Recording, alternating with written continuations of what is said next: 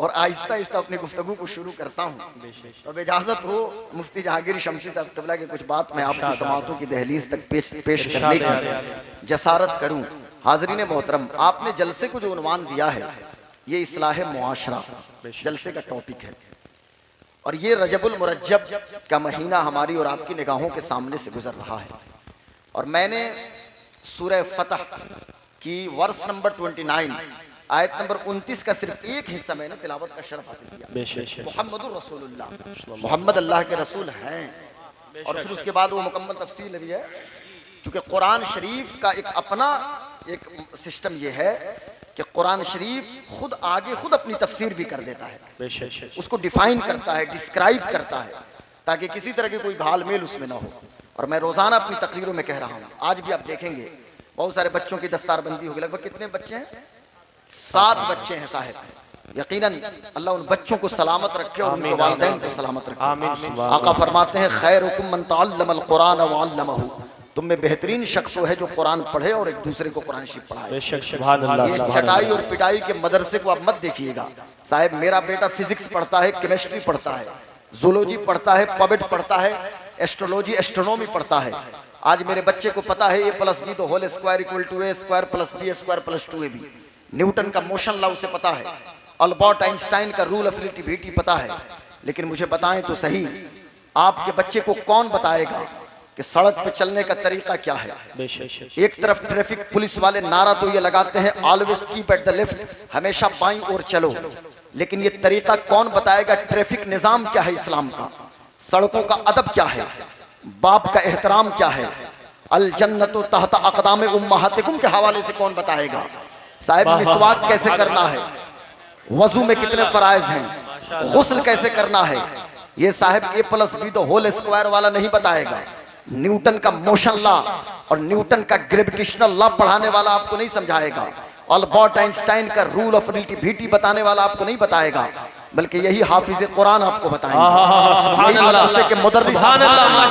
इसलिए खुदारा कभी भी हक़ारत की निगाह से इनको मत देखिएगा।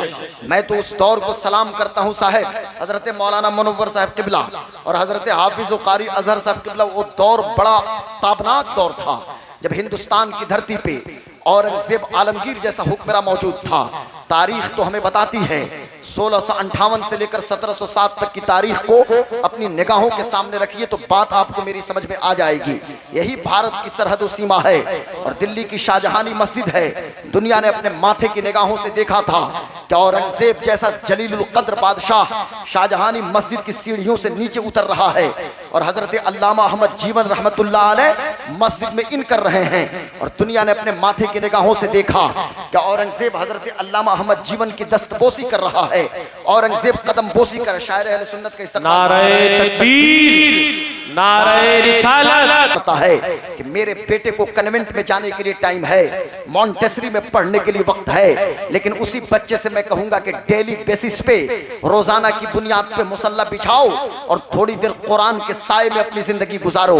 अभी मैं आपसे पूछ दूं कि कितनी देर पहले हमारे हाथ में मुसहफ शरीफ था, कितनी देर पहले कुरान शरीफ हमने देख के पढ़ा था, या कितनी देर पहले हम कुरान शरीफ की तिलावत कर रहे थे? तो शायद के पिछले रमजान में हम तिलावत किए थे। अब सामने 1 माह के बाद जब रमजान है उस वक्त हम कलामुल्लाह को खोलेंगे। हमारे पड़ोसी मुल्क की बात है, वहां के एक मकतब में वहां के असातिज़ा ने आपस में मशवरा किया कि हम मकतब के अंदर एक लाइब्रेरी कायम करेंगे। और जब लाइब्रेरी कायम करने की बात आई तो इन लोगों ने आपस में मशवरा करके इस नतीजा पे ये लोग पहुंचे कि हम बच्चों से खुद कहेंगे कि तुम अपने अपने घर जाओ और उस किताब को लेकर आओ जो तुम्हारी अम्मी नहीं पढ़ती हैं, जो तुम्हारे अब्बू नहीं पढ़ते हैं। सुबह को जब बच्चे किताब लेके पहुंचे हैं तो किताब खिलाफ के अंदर मौजूद है और सारे असातिज़ा ने जब देखा है आंखों से छम छम आंसू गिर रहे हैं। जब पूछा गया था बच्चों से कि बताएं आप बताएं कि आखिर ये क्या वजह है कि आप इस किताब को लेके आ रहे हैं, तो बेटा कहता है कि जब दादा इंतकाल कर रहे थे तो अब्बू जान खोल के बैठे थे, और जब शबे बारात के मौके पे, पिछले शबे बारात के मौके पे अम्मी तिलावत कर रही थी, अब इसे कोई नहीं पढ़ता। अल्लाह अकबर, वो किताब अल्लाह का कलाम कुरान शरीफ है। ये क्या आलमिया और क्या ट्रेजेडी है। कल तक कुरान जब हमारा इमाम था, पूरी दुनिया में आइडियल हम थे, लेकिन हमने कुरान शरीफ को जब से पीछे रखा है, पस्ती के कारे मजल्लत में हम गिर गए हैं। आप जरा अपने फातिहीन की जिंदगी का मुताला कीजिए। मैं अपने बच्चों से खास तौर से कहना चाहता हूं, मैं अपने बेटे से पूछ दूं, अगर बेटा खालिद बिन वलीद की जिंदगी को पढ़ो, कुतैबा इब्ने मुस्लिम के बारे में पढ़ो, साद इब्ने अबी वक्कास के बारे में पढ़ो, अगर मैं कहूं कि जरा सुल्तान सलाहुद्दीन अय्यूबी की जिंदगी को देखो, नूरुद्दीन जंगी की जिंदगी को देखो, यूसुफ बिन ताशकीन की जिंदगी को देखो, आपको खबर मिल जाएगी कि अगर दिन में ये हजरात मैदान जिहाद में हैं तो इनकी रातें आराम करते हुए नहीं गुजर रही हैं, ये रातों में पूरी रात इबादत कर रहे हैं और अपनी रात को कुरान की तिलावत के साथ गुजार रहे हैं। काश कि आपको खबर हो जाती, आपने कलाम को हल्के में ले लिया। ये कुरान नाजिल हुआ है मक्का शरीफ और मदीना शरीफ और ताइफ और जिद्दा, यानी जहां मेरे हुजूर हैं वहां पे ये कुरान उतरा है। हुजूर मक्का में है, जिब्रील मक्का में आ रहे हैं, हुजूर जिद्दा में है, जिब्रील जिद्दा में आ रहे हैं, हुजूर कसीम में है, जिब्रील कसीम में आ रहे हैं, हुजूर ताइफ की सरजमीन पे है, जिब्रील ताइफ की सरजमीन पे आ रहे हैं। लेकिन कुरान शरीफ की तिलावत किया है सबसे ज्यादा मिस्र के लोगों ने, इजिप्ट के लोगों ने, लेकिन इंडियन सब कॉन्टिनेंट के लिए एक अभिशाप है।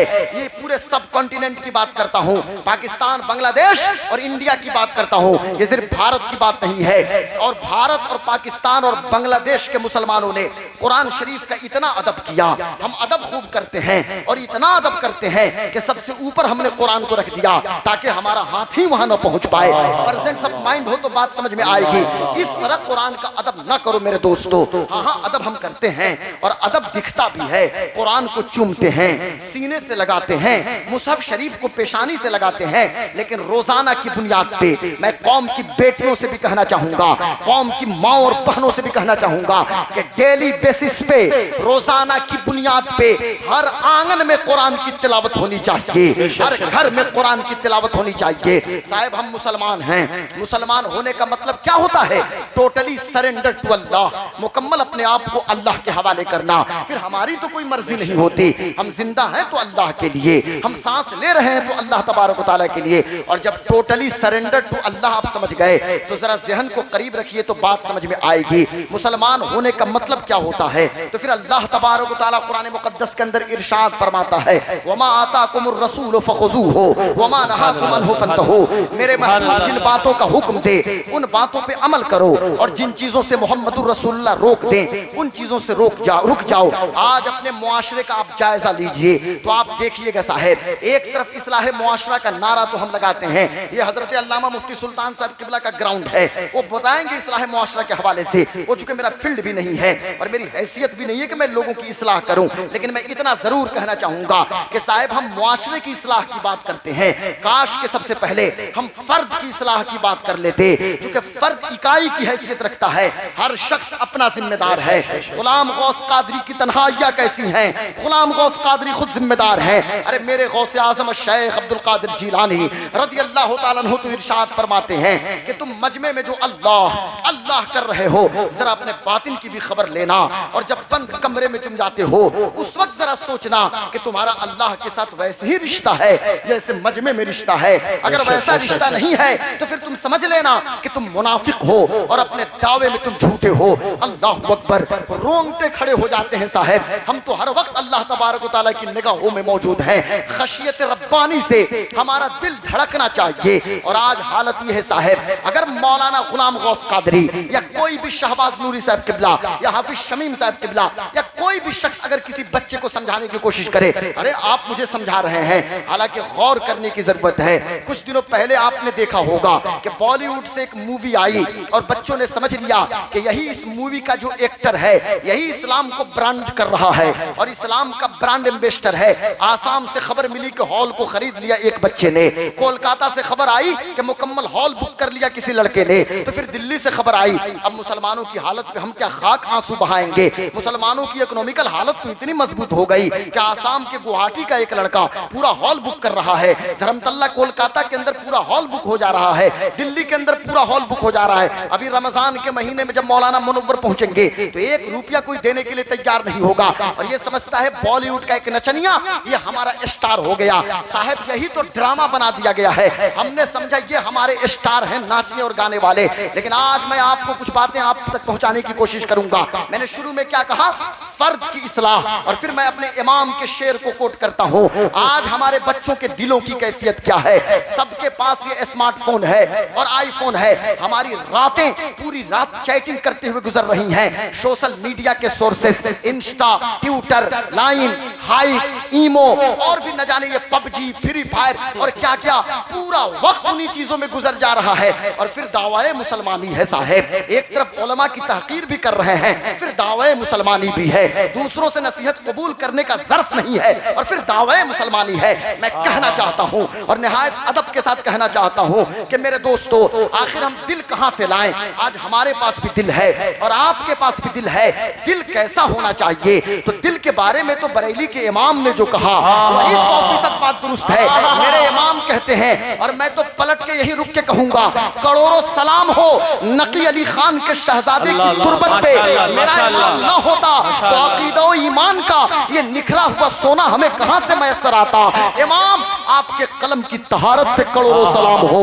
इमाम क्या कहते हैं? तो मेरा इमाम कहता है कि दिल है वो दिल या रसूल अल्लाह, दिल है वो दिल जो तेरी याद से मामूर रहा, और सर है वो सर जो तेरे कदमों पे कुर्बान गया। नारे तकबीर, नारे रिसालत, इस्लाह मुआशरा कॉन्फ्रेंस, हजरत गुलाम गौस कादरी साहब किबला, नारे तकबीर, नारे रिसालत, याद से मामूर रहा, सर है वो सर जो बहुत गौर से लोग सुन रहे हैं, इत्मीनान से सुनिए। कोई जरूरी है बहुत ज्यादा हाथ उठाना और नारा लगाना, बस गौर से सुनते जाइए आप, क्योंकि मैं इसका मुतमन्नी भी नहीं रहता। मैं अपनी बात आप तक पहुंचाने की कोशिश कर रहा हूं। मैं अर्ज ये कर रहा था कि दिल है वो दिल जो तेरी याद से मामूर रहा। आज अपना भी जायजा लीजिए, हर फर्द अपना जायजा ले, क्योंकि इकबाल कहता है ना कि हर फर्द कौम के मुकद्दर का सिकंदर है, सबकी अपनी रिस्पॉन्सिबिलिटी है। और मैं तो डंके की चोट पे कहता हूं, एक तरफ जरा हम राइट्स की जब बात करते हैं, हुकूक की बात करते हैं, काश के अपनी ड्यूटीज की भी बात कर लेते कि हमारी रिस्पॉन्सिबिलिटीज क्या हैं,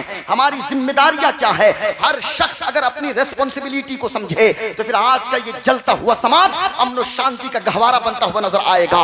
हर शख्स ये समझे कि टोटली सरेंडर टू अल्लाह, मुकम्मल अल्लाह के हवाले अपने आप को करना। मैं कहना ये चाहता हूं साहब, हम दिल कहां से लाएं? हम आज के नौजवानों की मिसाल नहीं पेश करेंगे, हम कहां से मिसाल पेश करें कि जिनका नारा हर वक्त ये रहता था कि दिल है वो दिल जो तेरी याद से मामूर रहा। साहब हम चलते हैं उसी बारगाह में जहां से जिंदगी की नहरें रवा दवा है, चले उसी बारगाह में जहां से चश्मे आबे हयात फूटता है, चले उसी बारगाह में जहां बिलाल के इश्क को आसूदगी मिली, चले उसी बारगाह में जहां सुहैब की फितरत को ताबिंदगी मिली, चले उसी बारगाह में जहां सलमान की जिंदगी को दरख्शिंदगी मिली, चले उसी बारगाह में जहां सिद्दीक को सदाकत का पैकर बनाया गया, चले उसी बारगाह में जहां उमर को अदालत का ताजवर बनाया गया। साहब चले उसी बारगाह में जहां उस्मान को सखावत का जज्बा वदियत किया गया, चले उसी बारगाह में जहां मौला अली को शुजाअत का तुर्रे इम्तियाज अता किया गया।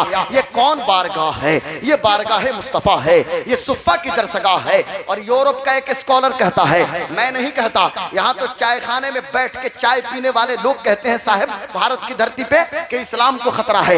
यहाँ जिसको लेटरिंग और पेशाब करने का तरीका नहीं पता वो आके बड़ी बड़ी बात छोड़ता है मार्केट में। साहब अभी जाके बाथरूम में बैठने का तरीका सीख ले, पेशाब और पाखाना करने का तरीका सीख लो, फिर आके इस्लाम पे कुछ बोलने की जरूरत है। साहब यहाँ जिसके मुंह में जो है बोलना शुरू कर दे। लेकिन यूरोप का एक दानिश्वर कहता है, एक इंटेलेक्चुअल कहता है, अरे तुम मोहम्मद अरबी को बाद में देखना, पहले तुम उनको देखो कि जिनकी तरबियत मोहम्मद अरबी कर रहे हैं।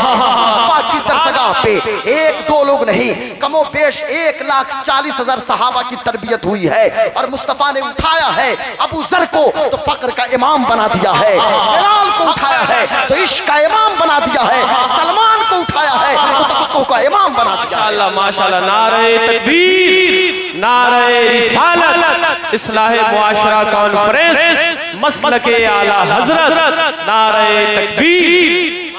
इसलिए मैं कह रहा हूं जरा उनकी, तो हमारा स्टार कौन है? तो स्टार तो हम उसको मानेंगे ना जिनको हुजूर ने स्टार किया। और आज यहाँ मौलाना तकरीर करते हैं सहाबा के हवाले से और गुस्ताखियां भी होती हैं और पीर लोग बैठ के समाअत करते हैं, ड्रामा बना के रख दिया है। अरे जब मेरे आका ने कबूल किया हजरत अमीर मुआविया को और हजरत अबू सुफियान को, तुम्हारे बाप के पेट में दर्द होता है।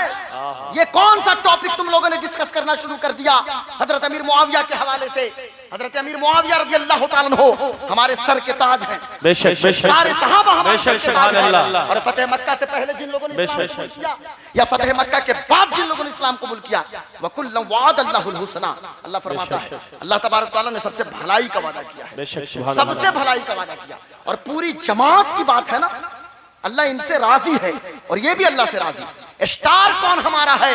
मुस्तफा फरमाते हैं असहाबी कन नुजूम फबिअय्यिहिम इक्तदैतुम इह्तदैतुम, all my companions are just like a star. मेरे जितने सहाबा हैं सब आसमान हिदायत के सितारे हैं। नारे तकबीर, नारे रिसालत, हजरत अल्लामा सुल्तान रजा साहब क़िबला, हजरत अल्लामा मुफ्ती अली असगर मिसबाही साहब क़िबला, नारे तकबीर, नारे रिसालत। कि साहब हम कहां से मिसाल पेश करें? और मैं कहना ये चाहता हूं साहब फतेह मक्का से पहले जिन लोगों ने इस्लाम कबूल किया ये बात सब हमारे सर के ताज हैं। हम कौन होते हैं कुछ बोलने वाले? ये सारे सहाबा हुजूर ने फरमाया आसमान हिदायत के सितारे हैं। ये कौन लोग हैं? ये वही लोग हैं कि जिनका नारा है कि दिल है वो दिल जो तेरी याद से मामूर रहा, हर वक्त मुस्तफा मुस्तफा मुस्तफा। आइए जरा हम मक्का की धरती पे चलते हैं। सिर्फ चंद मिसालों में से एक दो मिसाल मैं पेश करके गुफ्तगू कंक्लूड करने की कोशिश करूंगा कि मेरे दोस्तों, मेरे इधर आइए हजरत, जरा करीब आइए। मैं अर्ज ये करना चाहता हूं, चलिए मक्का की धरती पे हम चलते हैं और जरा देखते हैं उस हालात को देखिए और इस्लामी तारीख का मुताला कीजिए। ये कौन है जिसे दुनिया हजरत बिलाल के नाम से जानती है?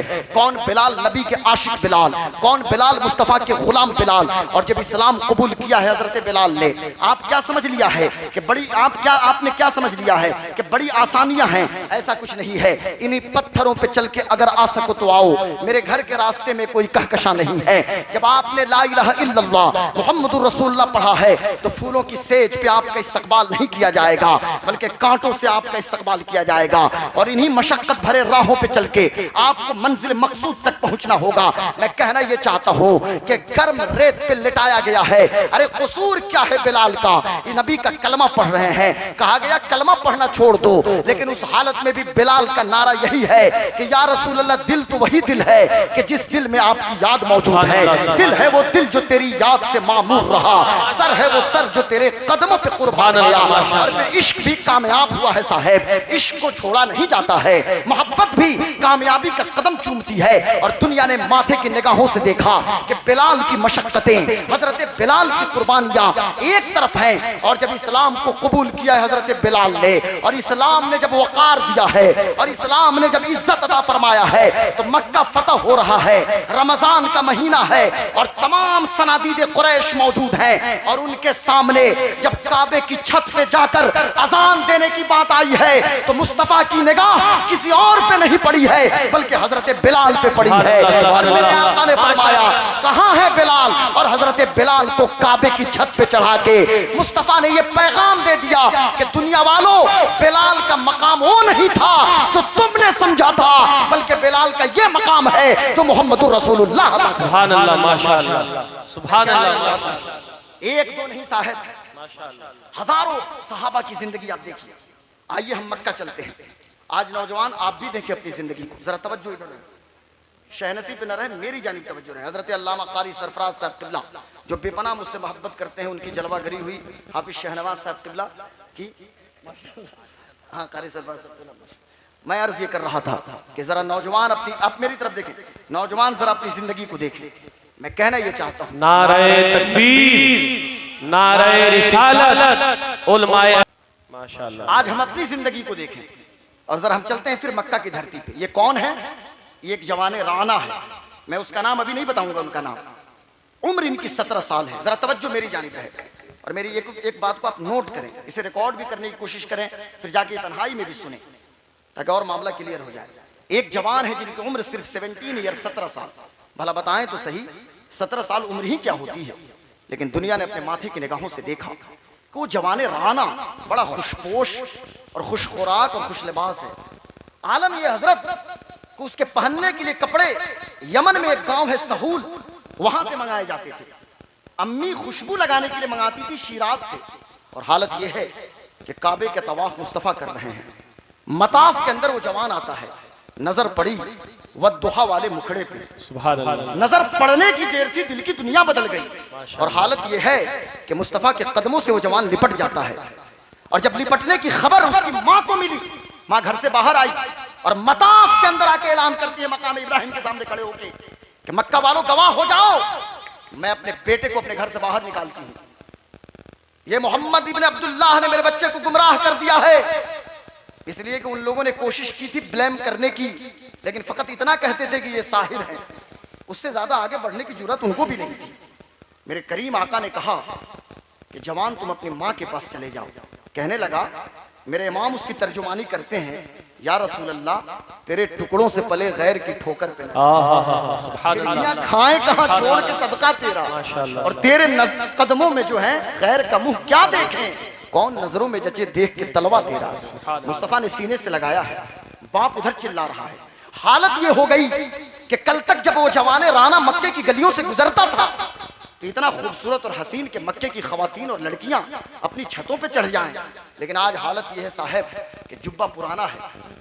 बैते अक़बा सानिया के बाद सीरत का वो चैप्टर अपनी निगाहों के सामने रखिए, सिर्फ तकरीर मत पढ़िए बल्कि मुस्तफा की बायोग्राफी भी पढ़ने की कोशिश कीजिए, सिर्फ तकरीर मत सुनिए।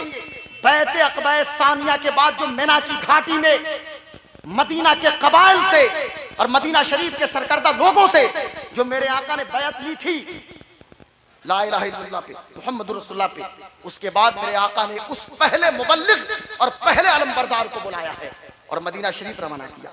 आप हैरान हो जाएंगे, हुजूर मदीना बाद में पहुंचे हैं और इस्लाम पहले मदीना शरीफ पहुंच गया है। उस जवान की कोशिश, मशक्कत और अनथक काविशों के नतीजे में कबीले औस और कबीले खजरज के 75% लोगों ने, 75% लोगों ने इस्लाम कबूल कर लिया। और जब मेरे आका तशरीफ ले गए तो वदा की धरती पे और कुबा के पास में जब हुजूर का इस्तकबाल किया गया तो जवान भी मौजूद है। जवान की उम्र 20 साल है, बद्र का मार्का सामने है, नौजवान 21 में इन कर रहा है और यही बद्र की सरजमीन है। मुस्तफा के सामने की तरफ आने वाले हर तीर को वो जवान अपने सीने पे रोक रहा है, कभी नबी के दाएं हैं कभी बाएं हैं और दादे शुजाअत मिटा रहा है।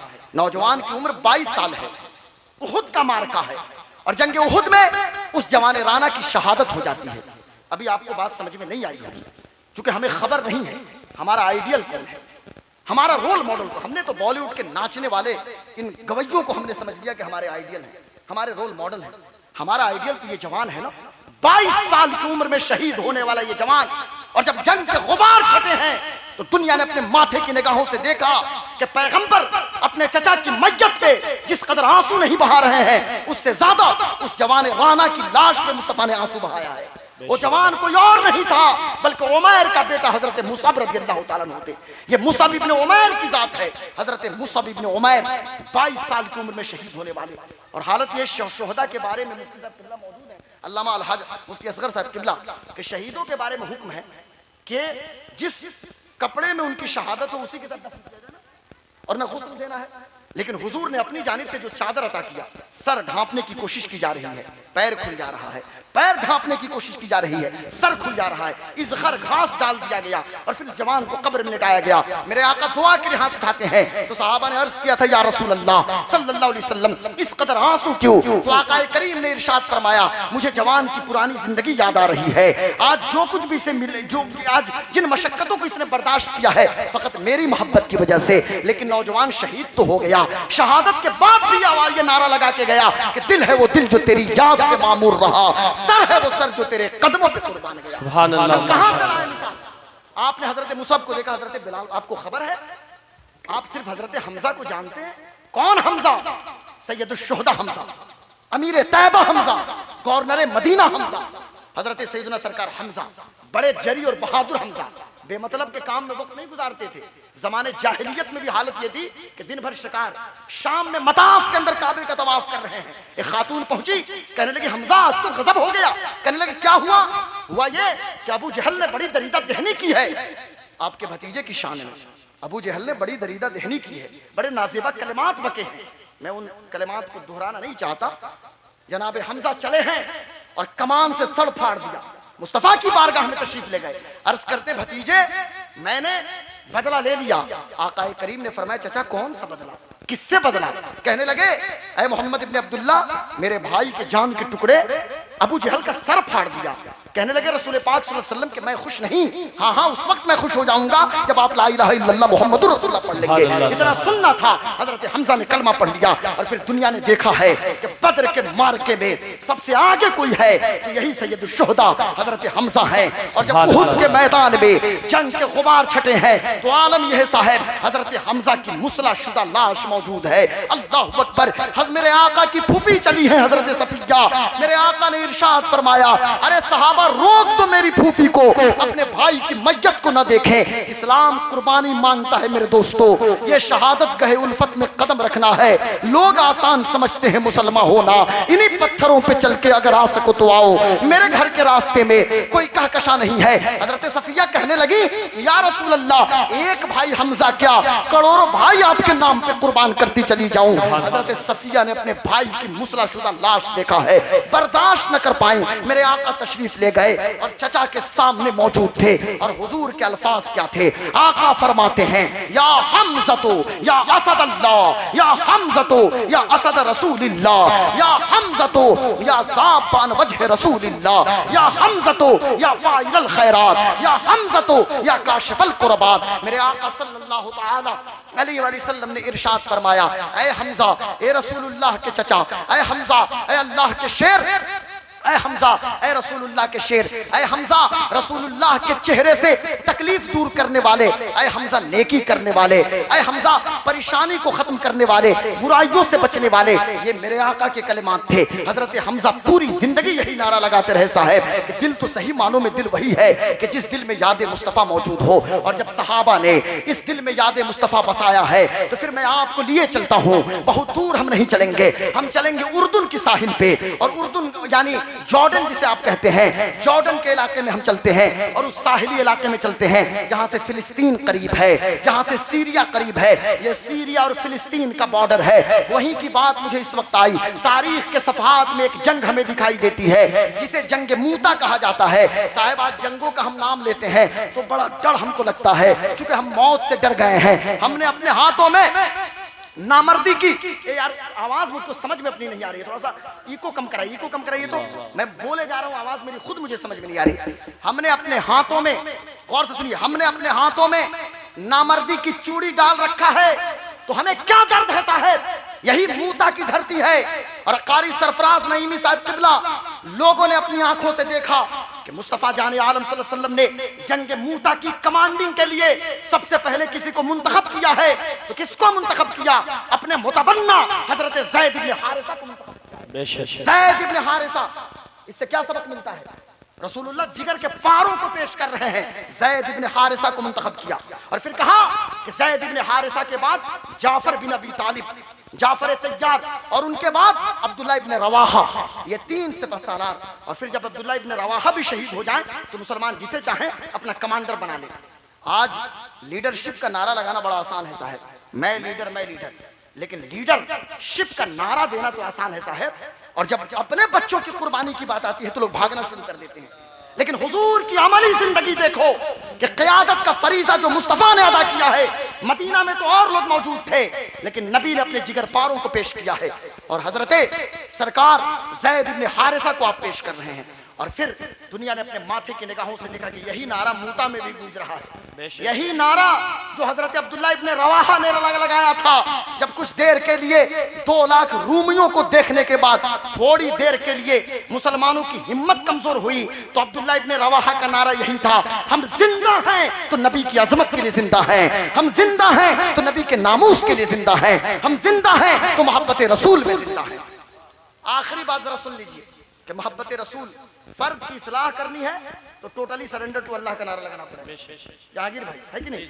यानी जब तक आप ये नहीं कहेंगे कि मुकम्मल अल्लाह के हवाले करना, तब तो क्या कहेंगे? तकरीरें होती रहेंगी, हजारों खतीब होंगे, हजारों शायर होंगे, हजारों नकीब होंगे और रोजाना तकरीरें होंगी साहब, लेकिन टोटली सरेंडर टू अल्लाह, मुकम्मल अल्लाह के हवाले करना, अपने वजूद को अल्लाह। हमारी कोई मर्जी नहीं चलती ना, मेरी जिंदगी का मकसद तेरे दी की सरफराजी, मैं इसीलिए मुसलमान, मैं इसीलिए नमाजी। हमारी तकरीर का मकसद नेम एंड फेम कतई नहीं है, या प्रोटोकॉल देना VIP, ये सब अल्लाह की अता है, अल्लाह जिसे अता फरमाए, कतई जरूरत नहीं है। तकरीर का मकसद फकत यह है कि काश के कोई भी जवान तो उठे। आज भी तो वही शिराज है, आज भी तो अजम के लालाजार वही हैं, आज भी तो रूम के मरगजार वही हैं, लेकिन आज हमें कोई सादी तो नहीं दिखता, आज हमें कोई बुसेरी तो नहीं दिखता, आज हमें कोई जामी तो नहीं दिखता। मुझे बताएं, आज हमें कोई अय्यूबी की नस्ल नौ से कोई फर्क तो नहीं दिखाई देता, मुझे कोई नूरुद्दीन जंगी का जानशीन तो नहीं दिखता, मुझे शेर मैसूर टीपू सुल्तान का कोई वारिस तो नहीं दिखता, मुझे औरंगजेब आलमगीर का कोई जानशीन तो नहीं दिखता। लाए तो सही दुनिया में मिसाल यूसुफ बिन ताशकीन, कुतैबा बिन मुस्लिम, सुल्तान मोहम्मद अल फातेह, और इनका नाम अगर लें तो हालत यह है कि साहब हमारे बच्चों को ऐसा मालूम पड़े कि ये क्या नाम ले रहे हैं। आखिरी बात जरा गौर से सुनिए और बहुत अहम बात है। अल्लामा जहांगीर साहब के अरशाद भाई, 11:15 हो गए, मेरी तकरीर मुकम्मल हो चुकी है, लेकिन आखिरी जो जरूरी बात, आज के इस पुरफितन माहौल में जब हमारे हाथों में स्मार्टफोन और आईफोन सब कुछ मौजूद है और भी बहुत सारे जराए हैं, मैंने शुरू में कहा कि टोटली सरेंडर टू अल्लाह का एक मतलब यह भी होता है कि अपने दिल और अपनी निगाह की भी हिफाजत किया जाए। कुरान शरीफ सूरतुन नूर की वर्ष नंबर 30 आयत नंबर 30 के अंदर अल्लाह फरमाता है, कुल लिल मुमिनीना यगुद्दु मिन अबसारिहिम व यहफज़ू फुरूजहुम ज़ालिका अज़का लहुम इन्नल्लाहा खबीरुम बिमा यसनऊन। ये अच्छे कुर्रा और हुफाज मौजूद हैं चैनल जी पे। अल्लाह फरमाता है, मोहम्मद मुस्तफ़ा आप मुसलमान मर्दों को हुक्म दीजिए, मुसलमान मर्दों को हुक्म दीजिए कि गैर महरमों से अपनी निगाहों को बचाएं, अपनी शर्मगाह की हिफाजत करें, और अगर वो ऐसा करेंगे तो उनके लिए बेहतर है, और नहीं करेंगे तो इन्नल्लाह खबीरुम बिमा यसनऊन, वो जो कुछ करते हैं सब कुछ अल्लाह को खबर है। हम कहां से मिसाल पेश करें? आज तो टुकटुकी बांध के देखने वाले लोग साहब, हम चलते हैं फिर उसी बारगाह में कि जिस बारगाह के तरबियत याफ्ता सैफुम मिन सुयूफिल्लाह हजरत खालिद बिन वलीद रज़ियल्लाहु ताला अन्हु है। कौन खालिद? हमारा खालिद जी, डंके की चोट पे मैं कहता हूं मेरा खालिद, आपका खालिद, इस्लाम का खालिद, अल्लाह की तलवार खालिद, नबी का गुलाम खालिद, मुस्तफ़ा का सच्चा गुलाम खालिद हजरत खालिद है। जब ईसाइयों के इलाके से आप गुजर रहे हैं, आपकी पूरी बटालियन आपके बीच मौजूद है, वो हजरत खालिद को उनका नाम ही काफी होता था। हाँ, उनका नाम ही। जंग मूता के मौके पे जब सब शहीद हो गए और मुसलमानों ने हजरत खालिद बिन वलीद को सिपहसालार बनाया, तो कितना बड़ा क्या दिमाग अल्लाह ने दिया है। राइट विंग के जो लोग थे, हजरत ज़ैद बिन हारिसा, जाफर तैयार, हजरत अब्दुल्लाह बिन रवाहा के साथ, मुझे उनकी कमांडिंग पे कोई कलाम नहीं, वो सब मुस्तफ़ा के गुलाम, लेकिन हजरत खालिद ने अपनी जंगी महारत वहां ये दिखाया कि जो दाहिनी तरफ से लड़ रहे थे उनको बाईं तरफ लेकर आए, और लेफ्ट विंग को हजरत राइट विंग में लाए, और जो सामने थे उसको पीछे लाए, और मुख्तलिफ जमात को कहा कि तुम पीछे सिर्फ रहो, और सिर्फ तुम्हारा काम है कि घोड़ा को दौड़ाओ ताकि गर्द उड़े, और एक प्रेशर पड़े दुश्मन पे कि मदीने से कुमुक आ रही है वहां से जो। और इधर जब दुश्मनों ने देखा, साबिर भाई, जब इन्होंने देखा कि साहब ये 3 दिन की जंग में ये लोग तो हमारे दाहिनी तरफ थे, ये तो दूसरे लोग हैं, तो उन लोगों ने समझा कि ये आराम कर रहे हैं, मदीना से लोग आए हुए हैं। बाईं तरफ के लोगों ने देखा कि ये भी आराम कर रहे हैं, मदीना से लोग आ रहे हैं, और हजरत खालिद बिन वलीद ने सिर्फ 2000 मुसलमानों को, सिर्फ 2000 मुसलमान थे, 2 से 2,500 मुसलमानों को 2 लाख की पूरी टीम से लोगों ने कहा। एक ईसाई ने मुझसे कहा कि गुलाम गौस साहब, खालिद बिन वलीद ने तो रिट्रीट किया, यानी पीछे हट गए। हमने कहा कि तुम क्या समझते हो रिट्रीट क्या है? ये रिट्रीट जंग की जबान में रिट्रीट हम नहीं कहेंगे, ये स्टॉप टू कॉन्कर कहेंगे।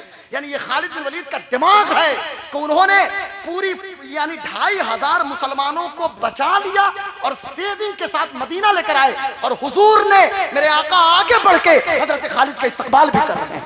तो गोया कि शामिल है, स्टूप टू कॉन्कर उसको जंग की जबान में कहा जाता है। ये हजरत खालिद का। मेरे पास अभी 1.5 घंटे की एक वीडियो है जो कैम्ब्रिज के अंदर एक इंग्लिश प्रोफेसर है, अंग्रेज प्रोफेसर, उसने जो हजरत खालिद पे लेक्चर दिया, साहब हैरान आदमी रह जाता है।